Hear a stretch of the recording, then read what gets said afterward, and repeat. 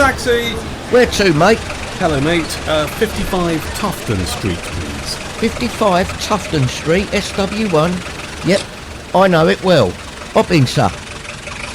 This is A Nation of Taxpayers, a weekly podcast from the Taxpayers Alliance. It's a spending review special when we talk about this week's podcast, A Nation of Taxpayers. I'm your host, Duncan Barkes. Alongside me in the TPA studio, we have the TPA's Head of Research, Darwin Friend. Hello again. Good afternoon, Duncan. Good to see you. And former Conservative MP and Government Minister Steve Baker. Welcome. Well, thanks for having me on. It's really good to have you in. Obviously, we're going to use this particular episode to focus on the spending review that we've just watched or endured Rachel Reeves deliver for the best part of an hour. If it's all right, Darwin, I'll go to you first to get the Taxpayers Alliance immediate reaction. Sure. I mean, I think in 3 words, we can say it's further taxpayer austerity. Yeah. And what we've seen is more spending by the government. And ultimately, when we come to the autumn budget later this year, we're going to see probably more tax rises because they're going to need to pay for this somehow. And it always ends up being the taxpayers that have to fork out to pay for it. I think that's a fair assessment, Steve. In 4 words, same old, same old. I mean, I picked up 5 key themes, which I'm very, very happy to run through. Yep. But the main thing I would say is that until we've dealt with pensions, we are heading towards ruin. You know, pension liabilities, public sector unfunded pensions, about 2.8 trillion. The unfunded state pension, 5.6 trillion. And that compares to a national debt of about 2.5 trillion. So, you know, until we deal with the issue of pensions, which is never going to be in the spending review, we're heading towards ruin. I think it's fair to say that pensions are a ticking time bomb, aren't they? Yeah, I mean, as Steve's laid out there, they are the bulk of really what we at the Taxpayers Alliance term the real national debt. It's a release my team do every couple of years or so. And when you look at it, it's about 12 trillion in the latest one we did. And as Steve's outlaid there, most of it is in pensions. And if we don't crack down, especially on those public sector pensions to start with, but then also I think it does need to have a look at the state pension as well and what can be done to actually reduce the burden of that as well on the state, then we're not going to be able to really solve some of the big issues that the public finances actually face just because of the monumental size of these obligations. And this is a really key point, I think, for your listeners, is look how impossible it became for the Labour government to cut even winter fuel payments for better off pensioners. Because pensioners vote, Reform and the Conservatives both leapt on it and she's had to U-turn. But if we can't even cut winter fuel payments for better off pensioners, how on earth are we going to deal with this enormous pension liability? And the hard truth is, unless we get spending under control, the country will go bankrupt. Yeah, and I think when we actually talk about the winter fuel payment in particular, like I think that was, 0.4% of welfare spending or something like that. So as you say, Steve, like if it cannot be cracked down even on that small level of spending, then I just don't think we've got the political weight to actually do that. It is politically toxic, though, isn't it? I mean, as I said a few moments ago, it's a ticking time bomb.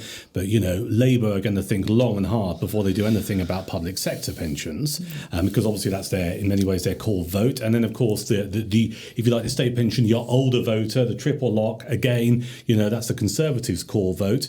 It's going to be a very brave political party or politician who starts to seriously address this pension issue. I'm afraid so, and I'm afraid that's why I'm saying same old, because until we get a Chancellor who's willing to have explained to the public that unless we change course and have some really new thinking, we're going to face ruin. Until that day comes, we're in real trouble. And, you know, I'm grateful to all your listeners, all your supporters, that they're making the case. You know, there was some good in there. They want to shut down some arm's length bodies. I hope the Taxpayers Alliance will help identify arm's length bodies for closure, merger and consolidation. Absolutely. They found 5% a year, which is, 14 billion per annum, which is, 1% of government spending, So it's not all bad, but, the truth is we as a nation have got to do much, much better at cutting spending. I saw it was a zero-based review. That was my second big takeaway. Yeah.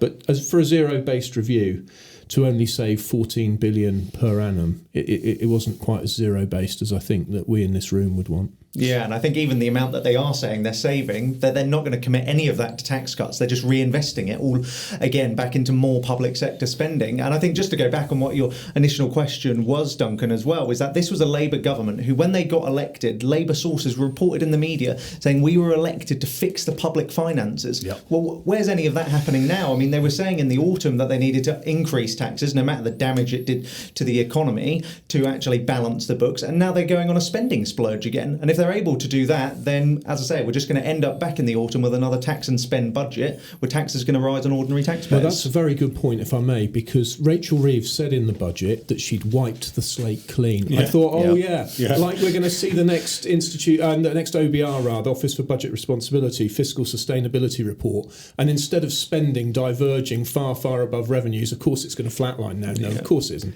And why a Chancellor gets away with standing there? She must know she hadn't wiped the slate clean. And, you know, one can't accuse a Chancellor of a lie, but she does seem to have been extremely economical with the truth on that point. There is something really interesting about this, because obviously we work in a world of politics and we're aware of our national debt and how much we're paying in interest on our debt, £105 billion a year, which is just eye-watering. There is a massive job to be done, though, in making the general public understand this, because I would argue most people, and rightly so, because they're not political anoraks, but most people have got no idea about the sheer amount of debt we have accrued and how actually in 5 or 10 years' time is going to become probably the most significant political issue. Yeah, I mean, when we ever talk to people out in the public, as the Taxpayers Alliance does on regular occasions, and you tell them these figures, they cannot believe it. But the thing is, and I think debt was actually the key word from today's statement, which was completely missing, is that our elected politicians who are meant to be responsible for this and taking care and stewarding our national finances do not want to talk about it or mention it at all. And as you say, we've got public sector net debt is approaching 100% of GDP now. In real terms, public sector interest on that debt is going to be consistently over £100 billion now. And if net debt gets up towards 175%, it starts becoming too late for this economy to actually turn around, because it won't matter how much you increase taxes, it's going to be too late. Well, yeah, so the economist David B. Smith wrote a great paper for Politeia about the limits of taxation, and we are at or beyond the practical limits of taxation. But I want to pick up at this point about the public. You know, I like the term rational disinterest, because in public choice theory it's called rational ignorance, which I think is slightly unfortunate. But the public only get to vote once every 5 years, so they don't pay much attention. But here's the thing I'd pick up. I was looking at the OBR's summary of the public finances. The debt per household, they put down £98,000 per household. I think if the public really knew that debts of not just the mini part of the debt, the stated government debt was almost £100,000 per household. You've got to multiply that by about 5 to get up to the level of what's truly owed. You know, if people really knew that the liabilities which accrued to their household were getting on for £500,000. It's like it's almost beyond the pale, isn't it? I mean, it's crazy. I mean, and when you look at it, it's sort of like, if you were to ask a member of the public, okay, where do you think the government's spending most of the money that you give it? It's going to be like, okay, health, welfare, education, defence. But then they seem shocked when you actually tell them, okay, well, debt's next after that. And actually it's going to start overtaking schools and education very soon indeed. And so, like I say, I think people are astonished by it, but understandably, hey, people are busy. They've got priorities going on in their own lives. And amazingly, when every voter goes to the voting booth, they don't go to elect people who they think are going to do a bad job. They think, no, they're going to take care of this for me. Yeah, and they're not. Can I say a thing which I think possibly I can only say now, I'm not going for re-election. The public as a whole, from a politician's point of view, the public as a whole want lower taxes and higher spending. You know, an agent once actually said it to me explicitly. Well, of course, the public would like lower taxes, but they'd also like more money for public services. And so, if that's what they want, they may get the currency collapse they deserve. Because let's not forget, we got through COVID by borrowing. Bonds were issued, we borrowed. But the OBR very helpfully published charts showing the correspondence between what the government borrowed and the bonds the Bank of England bought with new money, colloquially money printing. And it was a very close correlation. You know, basically we printed our way through COVID. It's not surprising we had an inflation afterwards. And this is how serious it is. I mean, it's 105 billion, as you were indicating, on debt interest, compared to defence is 37 billion. There's on the latest figures I've got here. You know, it's absolutely extraordinary. And it's because the politician is under this pressure to lower taxes and raise. So it's a very brave politician who's going to go forward and say, listen, here's a dose of reality that's long overdue, because there's no votes in it, right? But I'm interested in what you said there, Steve, and I think it's interesting that, you know, the agent said to you, well, you know, they want lower taxes, but they want increased spending. I mean, that is economically, that is just completely nuts. It doesn't work. So where does that mindset come from? Well, it's 100 years of the welfare state, I'm afraid. I mean, cool, how long have we got? There was a managerial revolution. Yeah. And the two world wars were part of that intellectual change. But before the First World War, UK government spending was sort of 10-15% of GDP. There's then two world wars, a whole range of literature from the classical liberals thinkers of the time, notably Hayek's Road to Serfdom, but there's plenty of others I could mention, Burnham's Managerial Revolution. Then after the Second World War, state spending, including during the time of Thatcher, is up at like 35-40% of GDP and stays there. And what's going on right now is we're kind of hitting what I would call a second crisis of socialism. The first crisis of socialism was very, very easy to see because the Cold War ended and the Berlin Wall fell, and the idea of the nationalisation of the means of production ended. What's happening now is the second crisis of socialism is we just can't afford all of the promises which have been collectively made to one another. And it's for 50 years, I'm afraid, since the end of the Bretton Woods currency system. If I can go through the inflation figures over the period, you can see very clearly an inflection point in 1971. Since then, money's lost most of its value. And that's, in the end, how debt has been sustained at such extraordinary levels. And this, I'm afraid, is now coming home to roost. Yeah. We spend too much, we borrow too much, we allow too much money to be created as new cheap debt, and then we're surprised that, for example, young people can't afford houses, and because the debt's pumped into housing. So this system of society is I'm afraid is ending, and it's incumbent therefore on all of us to promote a paradigm shift in how we think about what we spend on, how we raise the money, what the implications of raising that money through tax and borrowing and currency debasement are. It's big job for the Taxpayers Alliance. Yeah. It is, but we're not standing for elections. So, you've got to look for a political party who might be prepared to do that. And I come back to the point that I made earlier, which is no political party is going to have the backbone or the balls to do it, surely. I mean, that's the concern. I mean, we've seen even since kind of the beginnings of the welfare state, if you look at the OBR data bank, where they kind of house all of these figures, which are so useful to me and my team in our research, is kind of, you see, even since 1946, even before this spending review, we're way, way above the historic average of spending as a percentage of our GDP. And I think the concern is, we don't have the political leaders right now. And it does rely on the public to some extent, having to force those leaders out of kind of their own personal incentives to not do the best thing for the public finances, but it also requires political courage as well from them. And ultimately, the way I look at it is in a similar way to a parent with a child. The child's going to want to run into the sweet shop and stuff their pockets with as many sweets as possible and pay as little as possible or nothing for it if they possibly can. That's completely understandable. But then we need the political leaders in that scenario to actually be putting the hand on the shoulder and saying, no, you can't do that. What we can do is afford these sweets, and you can have those now, and maybe we'll get more in future if we have growth. You go on, Steve. I might choose a different metaphor because of my extraordinary respect for the elector. But there's and not for sweet shops. There's a great deal of truth in what you say, but having represented the public for 14 years, the excruciating truth is that in some really important areas, we don't spend enough. So, for example, special educational needs. There's plenty of parents who really struggle to get the education they need for children who with desperate need. Now, if we're going to make promises to those parents with those children, for example, severe autism, it's a nightmare for parents. But I'm afraid I think one of the things the state possibly does is slow down the process of doing assessments for SEND children, and that of course torments parents. So I think what we need is a really ruthless approach to the basic functions of the state. And beyond the basic functions of the state, well-being based analysis. Where do you do the most good for the money that's available? And so things like special educational needs education, I picked that one. But the health system, look at it. We're ending up becoming an NHS with a government attached. Yeah. Well, we'll come on to the NHS announcement in a second, but just going back to what you said a few moments ago, Darwin, about the idea that you need a political leader who's prepared to kind of be brave and confront this.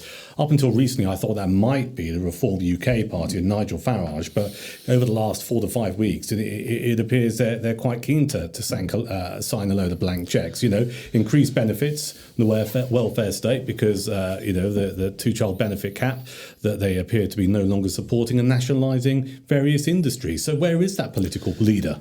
Well, I think when it comes to reform, you're seeing the political reward they're getting for that. Obviously, they're skyrocketing in the polls. I think I've seen them first in quite a few polls now themselves. So I can understand it from their own political incentive why they're doing that. But we have also seen from other party leaders, I think the Conservatives actually said they were going to look at potentially the state pension itself and potentially means testing, even that. And so I think there are the inklings of some level of leadership on this, but fundamentally right now I don't think anyone's willing to stride out there with this is the policy that I think the government should be doing right now. And the longer they leave it, it's going to make their task even more difficult, no matter who manages to come up with the next government. Well, Kemi has said she wants to level with the public. She's used a lot of language about telling the public the truth, and this is a subject where the truth really needs to be told. We cannot afford all the spending promises that have been made. I hope Kemi does it. I'm just running through some of the headlines, if you like, from today's spending review. I'm working on the basis that most people who listen to this podcast are well enough informed, but for those of you maybe who missed out, I think it's fair to say that the big gainer, if you like, is the NHS. No massive surprise there. I think this Labour government is hanging its future election on trying to improve the NHS. Spending will rise by 3% every year. That's an extra £29 billion for the next 4 years. We heard about affordable homes and an affordable homes programme of 39 billion quid inside the next 10 years, £1.2 billion a year by 2029 to support 1 million youngsters in apprenticeships. A lot of chat about transport infrastructure today, various places in the Midlands and the North East and North West with trains and trams. Hardly any mention of the South West or the South East. If you take London out of it, because TfL was mentioned specifically, but if you're living in a deprived area of the South East like Hastings, or you're down in West Devon where things aren't too great from a transport point of view, no real mention there, but there was announcements made about investment in infrastructure. What else? Defence spending was quite interesting as well, will rise to 2.6% of GDP by April 2027.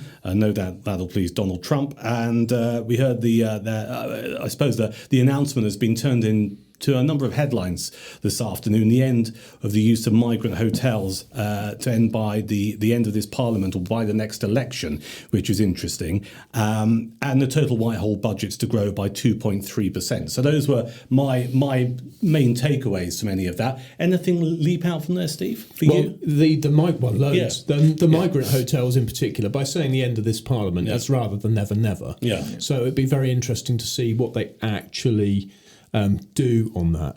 But one of the things that really leapt out for me was the Chancellor complained about projects being stuck in bureaucratic limbo and then announced as the answer a new regeneration fund. And so how do you think this thing works? And that was really, to me, indicative of their attitude. They believe in something called the entrepreneurial state. And the top line, once you get into the detail of the spending review document, is about a productive and agile state. Well, of course, I'd like the state to be productive and agile, but I think the Labour Party absolutely kid themselves about what the state is capable of. It's a category error. The private sector works by prices, profit and loss. The public sector works by rule following. It's therefore always going to be bureaucratic. And so, transport's a classic example. People complain that we rely too much in this country on Victorian infrastructure. Yeah. But of course, in the Victorian age, infrastructure was paid for by the private sector. It required legislation to put railways through people's property, but it was private sector investment in infrastructure. Whereas today, we've got to look at not merely billions of pounds going into railways instead of private capital going in for a profitable return, but also 39 billion into housing. The world has gone mad that we're being taxed to deliver infrastructure and housing, which it should be possible to deliver for a profit. Yeah. I mean, just to build on the kind of the transport points that Steve was mentioning there, I guess it's also a bit of positive news for, I'm sure, a lot of our listeners as well as HS2. It's actually seeing a very large reduction in its average annual real growth in its budget, down 7.9%. It was actually quite refreshing. Before we recorded this, I was listening to Darren Jones, who's the Chief Secretary to the Treasury, who actually admitted live on air as well that this has actually been a complete bust-up in how this project has been delivered, and it's been a case example for how things shouldn't be delivered, and they need to learn lessons from the future. I think the thing with projects like that is you always hear the motto of we need to learn lessons, but then the lessons never actually get learned because ultimately, as Steve mentioned, this isn't private sector money that's being used here. It's public sector money which they can force people to hand over to them to spend however they wish. Some years ago, a book was written called They Meant Well, Government Project Disasters by David Middleton. And, you know, the lessons weren't learnt from things like something called the groundnut disaster. Concorde, I'm afraid, beautiful as the aeroplane was, as a government project, a disaster. And on it goes. But there's something going on. It's whether it's groupthink or what it is, that there's something going on that people always think they can do a great job if only the government does it. And I'm afraid we do need government, but government should confine itself to those things which have to be done through rule following and not doing things which would be better done through private entrepreneurship. Yeah, and I do think that in the public, at least, I think there is a slightly shifting mentality on that just because of the amount of state failures that we're now seeing on an everyday basis, that they just do not trust the government to deliver things anymore. I think it goes back to what we were saying earlier, though, is then having the leaders who are willing to say, okay, we're not good at delivering all of this stuff. What we're actually going to do is cut down the amount we do deliver, but we're going to deliver that a lot better. But ultimately, the ways to do that are the big budget areas we've already discussed: health, welfare, pensions and things like that. And unfortunately at the minute our current politicians don't really want to touch those much. Can I pick up on health? Because again, a taboo, and I can speak more easily now I'm not elected. This is remarkably refreshing, Steve. This is great. This is great. So. Yeah, well I would have probably said this anyway. What are we going to do, scrap the NHS? No, I don't think you can quite scrap it, but it should be a payment mechanism. I mean, look, the reality is I think just about everybody knows that if you want high quality healthcare quickly, you go private. Yeah. And, you know, I remember a group of people were asked a question, who's got, I'm trying not to identify the group, who's got private health insurance? And the only person who put their hand up was the doctor. And then the next question was, who's going to get private health insurance? And everybody put their hand up. You know, the reality is in this country, people go private if they want quick, quality healthcare. And that's because competition drives up quality, drives down prices. We need to just break up some of these taboos. Today's spending review shows just massive growth in health spending, partly as a result of demand for new treatments, partly very significantly as a result of ageing. But if we're going to cope with ageing and a demand for new treatments, we've got to drive down costs. We can only drive down costs by introducing competition, and not faux competition within the state. Yeah. It's got to be real competition to deliver for prices. When you talk about some kind of payment mechanism, and people would expect me to ask you a bit more detail about this, how far would you go? I mean, how would you see it working? Well, the practical thing I do, I'm afraid, is refer people to Christian Niemitz's excellent work on this for the Institute of Economic Affairs. So they're not going for complete privatisation. They're saying, look at the models around the world which work well and basically pick up some of the models from other European countries. Yeah. So, but in the end, you make sure that everybody gets the healthcare that they need, but you make sure it's provided for privately. Again, that requires a hell of a lot of political bravery, doesn't it? Tony Blair was willing to do it. I think Wes Streeting is willing to do it. Do you? Yeah, Wes. You listen to Wes. He's very, very Blairite in what he says about health. Yeah. I think Wes might really step up the involvement in the private sector, and he'll do it surrounded by a lot of language about how much we all treasure the NHS. Yeah. But I think he'll increase private sector engagement in the NHS, just as the Blair government did. They know the truth. They know the truth is that if you run a state socialist healthcare system, it's going to fail, and we can't afford to keep pumping money into it. So I think that Wes Streeting will increase private provision in the NHS, and he'll probably get away with it in a way that Jeremy Hunt wouldn't. And it's interesting because the front page of today's Times had an NHS story on it, basically saying you can pump in this amount of money into the NHS, which has been widely trailed. We knew it was going to get significant bung, if you like, in this spending review. And even the analysts are going, this still won't help you achieve 100% of your targets of reducing waiting lists. No, and when you look at the productivity of the NHS as well, the thing is that what we've done in recent years is said it's a great political message to put in X billion amount into the NHS, but then we haven't actually said, and this is going to deliver X return in productivity growth and so on like that. And until we actually start thinking about it in that sense, then ultimately it is doomed to fail, because we haven't got the right incentive structure in place to be thinking about, okay, when we invest money, this is the return we expect on it. It shouldn't just be about reducing waiting lists. It should be seeing NHS productivity increasing, and it still hasn't actually returned to the level it was before the pandemic. And so there's still some way to go to get it caught up to where it should be. Let's move away for a second, away from the numbers, if you like, and talk about maybe the style and where Rachel Reeves finds herself at the moment. I think it's fair to say she's had a battered period to date as Chancellor. I mean, she stood up earlier, she spoke for the best part of an hour. Much of today's content we knew about because it was leaked or trailed in the last few weeks or whatever. How much credibility does she have left, Steve? Not very much. I mean, I suspect among Labour circles today will have done her quite a lot of good, because she seemed to be seen to be increasing spending, and they love that. But it was very interesting she was going after Nigel Farage so heavily. That's who they plainly fear. Yeah.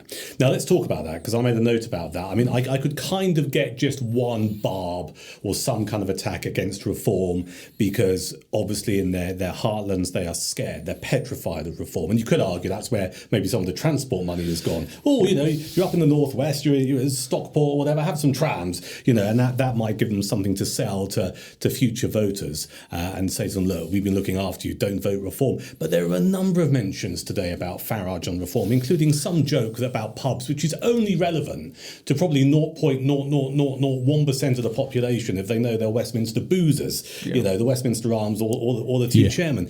I mean, did you pick up on that? Yeah, definitely. I mean, we first had it with the Prime Minister, what was it, last week or a couple of weeks ago, where he decided to do a press conference which seemed to be entirely just having a go at reform and Nigel Farage, which seemed a bit odd for what the Prime Minister should be doing. And the party of 5 MPs. Exactly. I imagine he's got better things to be doing. And then, as you say, we see it again with Rachel Reeves today going after them. And we've got to think as well, this is the first year of this Labour government with a mammoth majority, and they're already fearing Farage. And I understand kind of some of the regional seats where they're going to be worried about them, but that's 4 years down the line. This spending review, it almost seemed like something they would announce 1 year out from a general election, where they're then trying to have political barbs at their main opponents. It did have that feeling about it, didn't it? Yeah, exactly. And I just think you guys have got a massive majority to actually do some good for the country. Why don't you focus on actually doing that, rather than chasing around the country or announcing in the House of Commons how bad Nigel Farage and reform are? Just focus on what you should be doing now, which is making the public finances stack up better and the public's lives better. And it's actually a gift for Nigel, because he's been made the news. Yeah, I mean, any attention is good attention. Yeah, he's living inside their heads. He should be. Yeah, he should be irrelevant really with that number of MPs. I mean, within the House of Commons, they will have practically no impact on any votes. It would be an absolutely enormous rebellion within the Labour Party, joined by the Conservatives and all the opposition parties, before the Reform MPs made any difference to the arithmetic in the House of Commons. So he should be irrelevant. But Labour are, they're helping him all the time. They make him relevant. They're helping him attract more support, probably from their own ranks. And it's very, very strange political strategy. What's your take on reform and their current placing in the polls? Well, I wrote up early on that they were a big mistake, and the reason I said that is because broadly Nigel's a Thatcherite like me. But is he? Is he still? Well, that's a great question. What does he truly believe, and what's he saying? And I'd love to have a politics where what people truly believe and what they say are not different things. But alas. But I thought reform was just a massive mistake, because it was hollowing out, as it were, what could have been the right of the Conservative Party. But reform's become a very different thing now. And my take is that reform is the UK embodiment of what somebody called Steve Davies has written about. He's got a book coming out on this soon about the Great Realignment. In the US, what was the Republican Party is now a very, very different thing with Trump. And, Alternative for Deutschland swept East Germany. And it goes on and on across all of these, frankly, the developed welfare states that can't afford their spending. It's happening in France and so on. People are turning to a kind of populist nationalism. And there's a polarisation towards a more insular outlook on the world, and it's not very fussy on the traditional left right free market statist spectrum, and that's what I think Nigel now embodies. He is that nationalist side of the reorientation of politics that's happening everywhere. So we shouldn't expect him to be consistent economically, I'm afraid. Could you see him in Downing Street? Well, it looks like he will do. I mean, I thought it would take several elections before he was a runner, and therefore that he would not do it because, of course, he's 60. Yes. So if it took I thought it would take 4 or 5 elections to go from 5 MPs to a majority. But now it looks like I was clearly wrong about that. He's such a good campaigner, and the public are so fed up with the two main parties that it looks like he might be Prime Minister at the next election. Well, really, we better hope he sorts out what his policy is on spending before he gets in there. Yeah. Otherwise, the Taxpayers Alliance is going to be condemning Nigel Farage's spending policies. Yeah. And then really, where is the public going to turn when all that goes south? And my biggest fear at the moment is that we have to live through the failure of a Farage government. Because then what? Because that's almost 10 years on from now that we've realised, well, actually, Farage wasn't the saviour and it didn't work. Well, what now are we going to do? Well, we'd be on the phone to the IMF, wouldn't we? Asking for a bailout. Well, we could easily be. I mean, that's the reality. If you look at those, you guys will know better than me what the OBR forecasts in the long run. We are headed into a massive default on the welfare state, possibly in 10 years, maybe in 20. But we just cannot afford the age-related spending promises we've made, and it will blow up. Bear in mind that we printed our way through COVID. Yeah. My big fear there is that as these age-related spending promises crystallise and politicians can't bear to default on them, they'll find some way to change the mandate of the Bank of England to print our way through, just temporarily, you understand. But once always. But once we get into explicitly debasing the currency, however indirectly, in order to fund age-related spending, you could be off to the races on inflation then. And then we've got a major problem. But that, I'm afraid, is why I hold some Bitcoin and some gold. Right. Wise.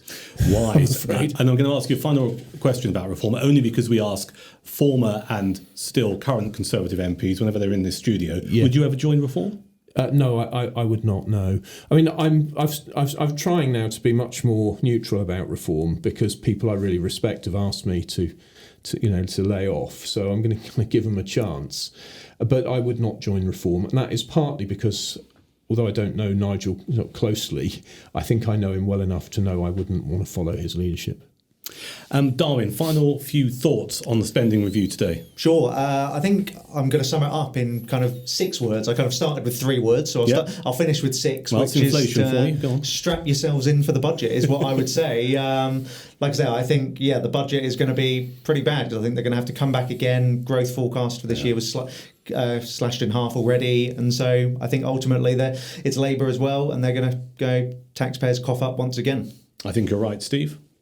Well, we need to fight for a free future. That's why I've set up this project to move upstream of of this political debate. At the moment, we've ended up with a centre-right, which is pretty hopeless on all the issues which the Taxpayers Alliance and your listeners care about. And we just need to change that. So what I've done is set up a project where I'm employing 2 people, and we want to act as basically a force multiplier for you and for the IEA and for the CPS and all the other good think tanks, really, whether they like it or not. We're going to mobilise and curate a community, an army of volunteers who can give you greater voice. And so it's not for me I'm not going to be trying to tell anybody what they should do, but I believe in you guys, the TPA, and I believe in all the other good free market think tanks. And I'm going to try to equip a new generation of activists to get upstream of party politics and really insist to the centre-right parties, you've just got to do better on spending. So essentially you're a big amplifier, a big speaker, and organisations and think tanks like the TPA and our friends, etc., are going to help us get the message out there to a greater audience. Yeah, I think you guys do absolutely amazing work. It deserves greater prominence, and I'm going to curate a community and do some other things to make sure that you get the coverage you deserve. So I'm hoping, I haven't asked them yet, but I've asked a couple, but I'm hoping that a number of former MPs might join me in, for example, agreeing to do media bids to say how right the Taxpayers Alliance is, or so on. That's the kind of thing I'm aiming for. Brilliant. Yeah. And if people want to get involved or find out more, how do they do that? Easiest thing is to go to fightingforafreefuture.com. That will take them to the Substack, and I'll put more information on the Substack and on calls to action over the days and weeks ahead. Excellent. Listen, thank you for coming in. Of course. A pleasure to have you on the podcast. Will you come back in a future month? Of course future I will. week? Whenever you invite me, I'll We come. gave you donuts earlier. So You did. I only had one. I thought I Very might well restrained. get another on the way out. Steve Baker, thank you. Darwin, thank you as well. Thank you. If you want to get in contact with us at all regarding anything you've heard, we have an email address. It's podcast@taxpayersalliance.com. Send us an email with any thoughts or maybe even future guest suggestions. You can also help us. You find this podcast on YouTube and Spotify and Apple Podcasts. So please like us, give us a nice review and spread the word. Until next time, thank you for listening.